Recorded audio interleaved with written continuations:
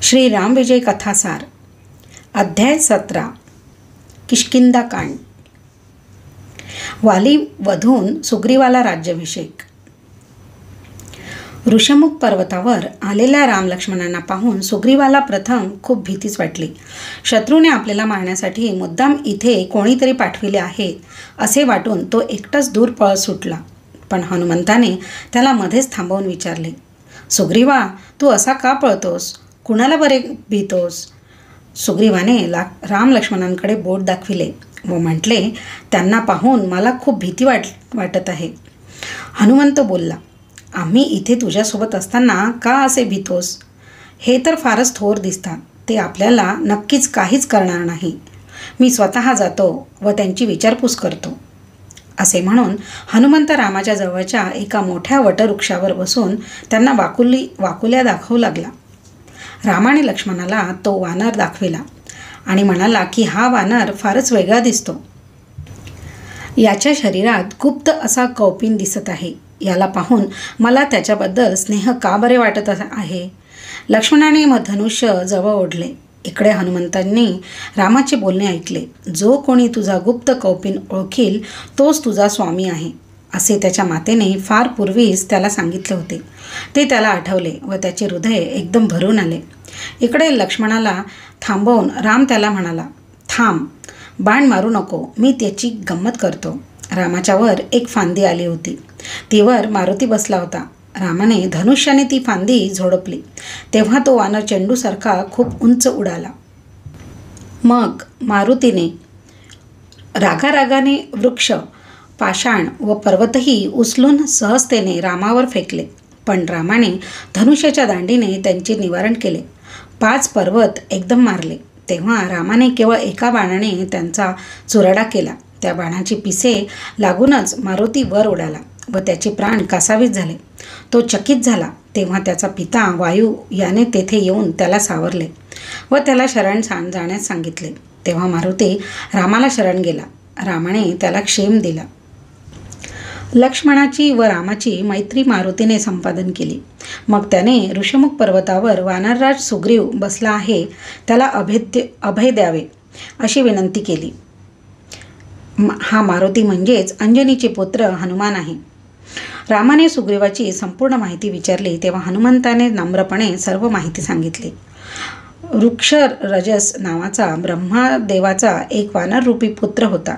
तो शिवलोकात गेला असता एका सरोवरात स्नान करताच त्याची स्त्री रूप झाला। इंद्र व सूर्य या दोघांचेही त्या सुंदर स्त्रीवर मन गेले। इंद्राचा पुत्र तो वाली व सूर्याचा पुत्र तो सुग्रीव। ते दोघे भाऊ आहेत। ब्रह्मदेवाला कळले की आपला पुत्र स्त्री झाला आहे।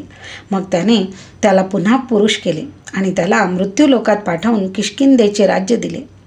पुढे वालीला वृक्षराजाने आपले राज्य दिले व तो तप करून सत्यलोकात गेला। वालीला इंद्राने विजयमाला दिली। ती त्याच्या गळ्यात असली की रणांगणात समोर शत्रू पराभव पावतात। सुग्रीव हा सूर्याने माझ्या स्वाधीन केला व याला तू सांभाळ असे मला सांगितले। राज्यासाठी त्या दोघा भावात भांडण लागले। सुग्रीव व वाली यांचे वैर आले। सुग्रीवाची पत्नी रुमा हिला वालीने पळविले व आपल्या स्वाधीन केली। सुग्रीव किष्किंधा नगरी सोडून ऋषमुख पर्वताचा आश्रय करून राहिला आहे। राम म्हणाला, हनुमंता, सुग्रीवच मला प्रिय वाटतो। त्याला भेटण्याची मला खूप उत्कंठा आहे। मी सुग्रीवाला पुन्हा राज्य मिळवून देईन। मी त्यासाठी वालीचा वधही करीन। माझी स्त्री जनक राजाची कन्या सीता ही रावणाने पळविली आहे। तिचा शोध घेत चालत प्रवास करत आम्ही येथपर्यंत आलो आहोत। तुमचे सहाय्य मिळाले तर सीतेचा शोध घेणे नक्कीच लागेल असे मला वाटू लागले आहे।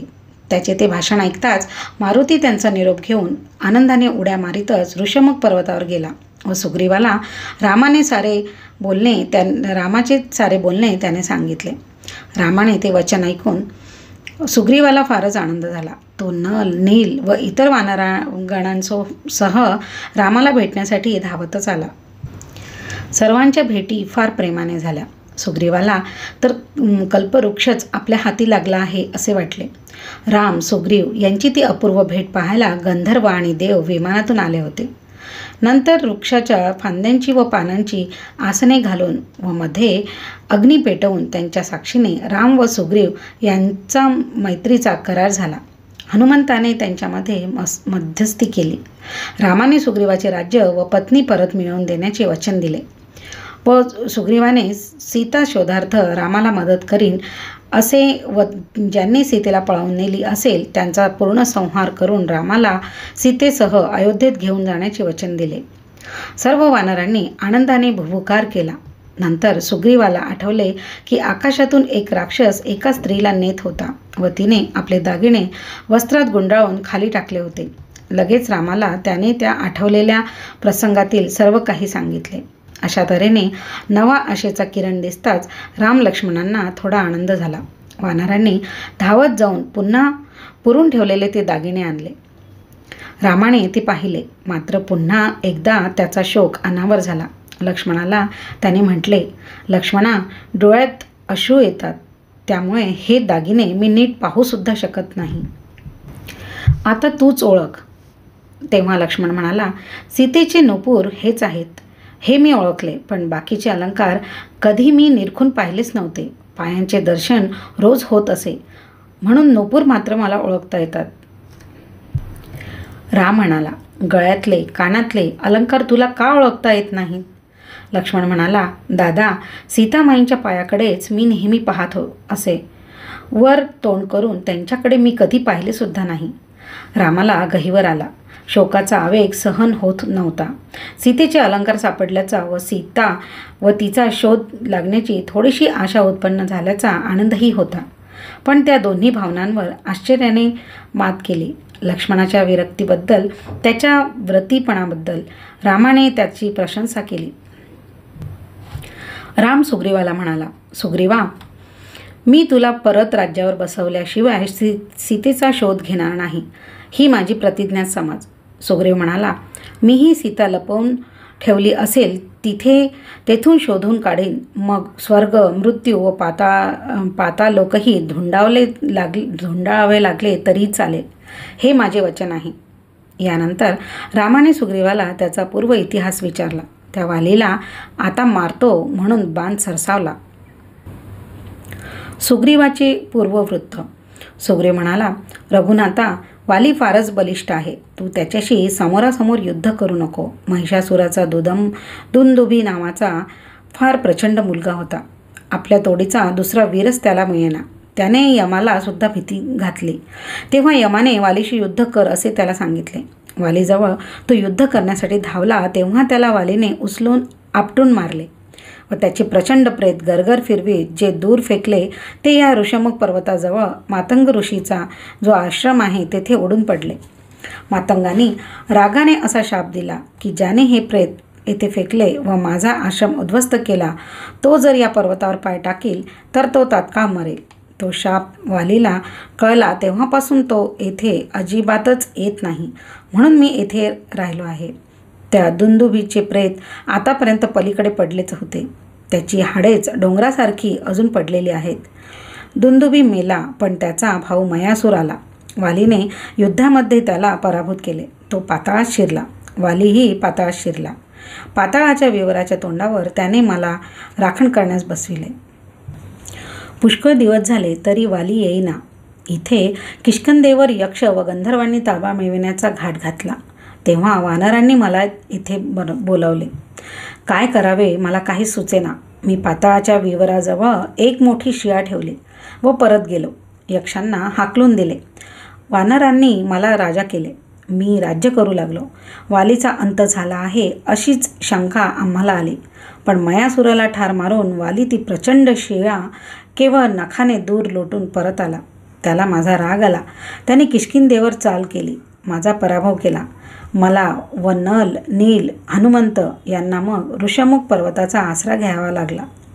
माझी पत्नी रुमा वालीने पळवली. राघवा, येथे तो आला तर मरेल असा त्याला शाप आहे, म्हणूनच आम्ही निश्चिंत आहोत. पण राघवा जो हे समोर दिसणारे 7 ताडांचे वृक्ष एकाच बाणाने तोडून टाकेल तोच वालीला मारू शकेल असे सांगितले जाते. राम म्हणाला, सुग्रीवा, एवढेच ना? मग पहा आता हे ताड मी पाडूनच टाकतो. रामाने एकदम धनुष्य सरसावले आणि 7ही ताड एकाच रेषेत येतील अशा दिशेने एकच बाण मारला. त्याबरोबर एकामागून एक ताड कडाड दिशी तुटत गेले व बाण पुढे जात राहिला. दिगंती गेली. धावा धावा नल नील हनुमंता, आपले कार्य नक्की होणार, धावा. त्या वालीला आता त्वरित युद्धासाठी बोलवा. सुग्रीव उतावीळ होऊन बोलू लागला. त्याने रामाला म्हटले, हे राघवा, तू काहीतरी करून वालीला एकदम बाण मार. त्याच्याजवळ समोर मात्र अजिबात युद्ध करू नकोस. मग सुग्रीव किष्किंधेला गेला. त्याने भुभुकार करून वालीला युद्धाला आव्हान दिले. वाली विजयमाला गळ्यात घालून सुग्रीवाबरोबरच्या युद्धाला बाहेर पडला. नंतर तेथे त्या दोघांचे भयंकर मल्लयुद्ध झाले. कोणीही कोणास आटोपत नव्हतं. राम वृक्षाआड लपून राहिला होता. विजयमाला ज्याच्या गळ्यात घातलेली आहे तो वाली हे राम ओळखून होता. सुग्रीवाचा पाडा होतो असे पाहून रामाने एक तीक्ष्ण बाण धनुष्यावर लावला व वालीला मारला. तो लागताच वाली लगेच मूर्छित होऊन पडला. त्याचे प्राण कासावीस झाले. सुग्रीवही दुःखी झाला. किती वैरी झाला तरी तो त्याचा फौज होता. वालीने रामाची भरपूर निंदा केली. त्याने अन्यायाने बाण मारला म्हणून त्याला फार दोष दिला. मर्कटा, तू वनचर आहेस. धाकट्या बंधूंची पत्नी तू का पळवलीस? तू मला न्याय सांगू नकोस. परस्त्रीची अभिलाषा धरलीस म्हणूनच मी तुझे प्राण घेतले, असे राम म्हणाला. त्यावेळी राम हा विष्णूच आहे असे मनोमन ओळखून वाली सुग्रीवाच्या वैराबद्दल धन्यता मानू लागला. रावणाच्या वधासाठी राम जात आहे असे जेव्हा रामाकडून कळले तेव्हा तो म्हणाला, त्या रावणाला माझ्या एका बगलेत मारून मी 4 समुद्रात स्नान केले होते. मी आताही त्याला क्षणात मारून सीतेची त्याच्या बंधनातून सुटका केली असती. पण रामा, तुझ्या सेवेची संधी मला मिळाली नाही. तुझ्या हातून तुझेच ध्यान करता करता हा देह सोडून जाणेसुद्धा मोठे भाग्याचे, म्हणून मी स्वतःला धन्य समजतो. सुग्रीवाला जवळ बोलावून वालीने विजयमाला त्याच्या गळ्यात घातली व एक हात सुग्रीवाच्या हाती व दुसरा हात रामाच्या हाती देऊन वालीने रामाकडे एकाग्रपणे पाहताच त्याने प्राण सोडले. अशा प्रकारे अध्याय 17 इथे समाप्त झाला. अध्याय 18. सीता शोधाला निघाली वानरसेना. वाली मरण पावला. त्यावेळी संपूर्ण किष्किंधा नगरीत हाहाकार उडाला. वालीची पत्नी तारा आपला पुत्र अंगद याला घेऊन वालीच्या प्रेताजवळ आली. रुमा सुग्रीवाला परत मिळाली. वालीचा अग्निसंस्कार करून सुग्रीव किष्किंधा नगरीत प्रवेश करण्यास निघाला. त्यावेळी तारेला रामाने सुग्रीवाशी विवाह करण्याची आज्ञा दिली. त्यामुळे सुग्रीवाजवळच ताराही राहणार होती व अंगदालाही सुग्रीवाचा आश्रय मिळणार होता. राम सुग्रीवाला म्हणाला, आता 4 महिने तू सुखाने राज्य कर. पावसाळा संपल्यावर सीतेचा शोध घ्यायला आपण पुढे जाऊया. मी व लक्ष्मण गिरीकंदरात राहू. सुग्रीव म्हणाला, तुम्हीही माझ्या नगरात येऊन राहावे. राम म्हणाला, भरताची पुन्हा भेट होईपर्यंत मी कोणत्याही नगरात प्रवेश करणार नाही. मंगलस्नान व सुखोपभोग घेणार नाही असे आम्ही ठरविले आहे. आम्ही वनवासाचे व्रत घेतलेले आहे, ते असे मध्ये आम्ही सोडणार नाही. ते मान्य करून सुग्रीव किष्किंधेत गेला. लक्ष्मणाने सुग्रीवाला राज्यावर बसविले. वर छत्र धरले.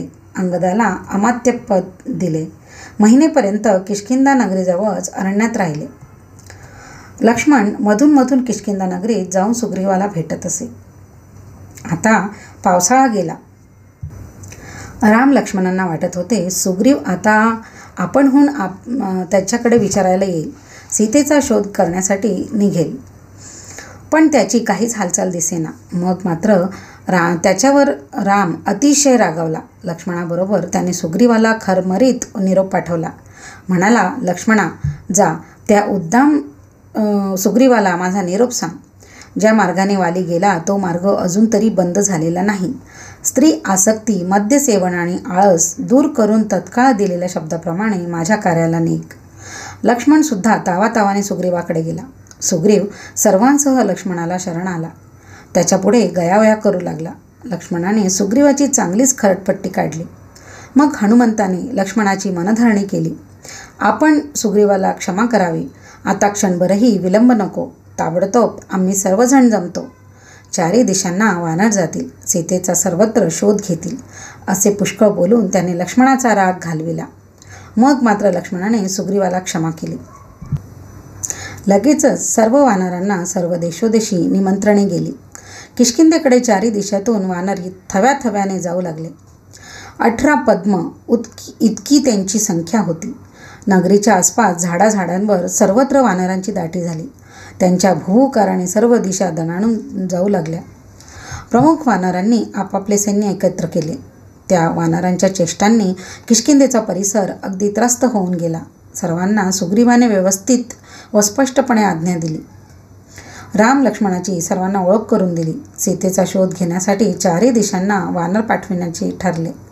त्यांना प्रत्येकाला प्रदेश नेमून दिले. सीतेचा शोध काहीही करून लागलाच पाहिजे आणि जर तसेच परत आला तर मरणाचीही शिक्षा मिळेल असे बजावले. आणि सविस्तर आज्ञा ऐकताच वानरांची कळपाची कळप अतिशय त्वरेने दशादिशांना निघून गेले. पण थोड्याच दिवसात सीता कुठेही सापडत नाही असे पाहून ते परत आले. तेव्हा रामाने त्यांना अभय दिले, नाहीतर सुग्रीवाने त्यांना कडक शासन केले होते. हनुमंतासह नल, नील, जांबुवंत, ऋषभ, अंगद व आणखी पुष्कळ मोठमोठे वानर मग दक्षिण दिशेला निघाले. मारुतीने त्यावेळी जागेवरच सर्वांना थांबायला सांगितले. हनुमान रामाजवळ गेला आणि सीतेचा शोध घ्यायचा तेव्हा मला तिचे वर्णन करून सांगा. मी तुमचा दूत आहे, हे तिला मी कसे बरे पटवून देऊ? तुमची काहीतरी खूण माझ्याजवळ द्या, खुणीची गुप्त गोष्टही सांगा असा तो म्हणाला. रामाला मारुतीच्या बुद्धीचे फार कौतुक वाटले. तेव्हा राम म्हणाला, हनुमंता, सीता कशी आहे हे मी वर्णन करून कसे सांगू रे? सोने व त्याचे रूप जसे एकरूपच तशी ती माझसारखीच आहे. सावळी पण तेजस्वी आहे. मुखाने ती माझेच नाव सतत सतत घेत रडत असेल. तिच्या जवळचे 10 हात अंतरापर्यंतचे दगडसुद्धा राम राम राम असे म्हणत असतील. कैकेयीच्या समोर मी तिला स्वतः आपल्या हातांनी वल्कले नेसवली होती. हे रहस्य तू तिला सांग. ही माझी मुद्रिका आहे, ही मी तुला देतो. तिला खात्रीने तुझी ओळख पटेल. ती राममुद्रा घेऊन मारुतीने रामप्रभूंच्या चरणांवर अत्यंत नम्रतेने डोके ठेवले आणि मोठ्याने गर्जना करून ते सारे वानर सुग्रीवाच्या आज्ञेप्रमाणे दक्षिण दिशेने उड्डाण करीत निघाले. थोड्याच वेळात सारे वानर दिसेनासे झाले. दोघांच्या डोळ्यातून आसवे गळत होती आणि यावेळीही नगरामध्ये न जाता राम लक्ष्मण पुन्हा शोक आवरून पर्वतावर निघून गेले. वानरांचा जथा दक्षिणेकडे चालला. तेथून उडताना वानरांचे प्राण खूप कासावीस झाले. तेथे पूर्वी दंडक नावाचा मुनी तप करीत असे. त्याचा एक तरुण पुत्र एकदा एका वनदेवतेने खाऊन टाकला, म्हणून त्या मुनीने शाप देऊन ते वन जाळून भस्म करून टाकले होते. जो त्या ठिकाणी फिरकेल तो मरेल असा शाप दिला. हे सर्व वानर रामनामाचे सतत स्मरण करीत होते, म्हणून ते मेले नाहीत.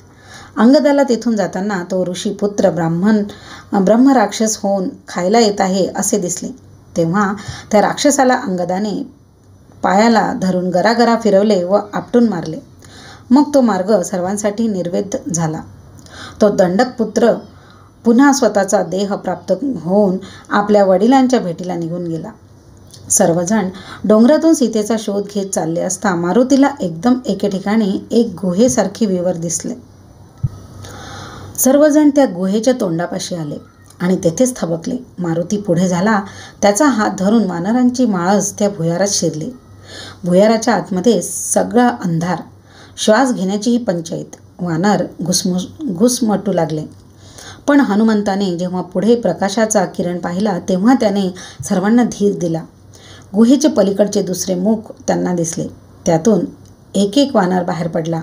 तो समोरचे दृश्य पाहून आश्चर्याने सगळे जागच्या जागीच उभे राहिले. आ हा हा हा, स्वर्ग तर नव्हे हा असे त्यांना वाटले. ते सगळे खूप दमले होते. त्यांना सुंदर सृष्टी पुढे दिसत होती. सर्वजण तर्क करीत खाली बसले. तेवढ्यात सुप्रभा नावाची एक अतिशय सुंदर अप्सरा तिथे आली. वानरांनी तिला या भूमीबद्दल विचारले तेव्हा तिने त्या मनोहर दृश्यातील सुंदर नगरही त्यांना दाखविले व म्हटले, वानरगण हो, हेमा नावाच्या अप्सरेने मयासूर तप करीत असता सुंदर रूप घेतले व आपल्या शृंगारपूर्ण लीलांनी त्याला वर भुलवून आणले. तो वर येताच इंद्राने वज्राने त्याला मारले. मग हेमा या ठिकाणी काही वर्षे राहिली व परत स्वर्गात निघून गेली. मी इथे फक्त तिची राखणदारीण आहे. हेमाने मला सांगितले होते, वानर तुला सोडवतील. आता तुम्ही आलात, मी जाईन आता परत स्वर्गात. मारुतीने सीतेच्या शोधासाठी आपण सर्व दक्षिणेकडे चाललो आहोत असे सांगितले व त्या नगरीतून सर्वांना योग्य मार्गाला पाठविण्यास तिला विनविले. सुप्रभेने त्या सर्वांना डोळे मिटण्यास सांगितले. त्यांनी डोळे मिटले. तिने मग एक मंत्र म्हणून त्यांना एकदम दक्षिण समुद्राच्या तीरावर आणून सोडले व किष्किंधेस वायुमार्गाने गेली व रामाचे दर्शन घेऊन त्याच्या आज्ञेनुसार बदरिकाश्रमात जाऊन तेथून नंतर पुन्हा ती स्वर्गात निघून गेली. समोर अथांग समुद्र दिसला. त्याच्या उंच उसळणाऱ्या प्रचंड लाटा दिसल्या. आता आपणास कसली सीता दिसते म्हणून मनातून वानर खूप निराश झाले. सर्वजण मरण बरे म्हणून असे म्हणू लागले.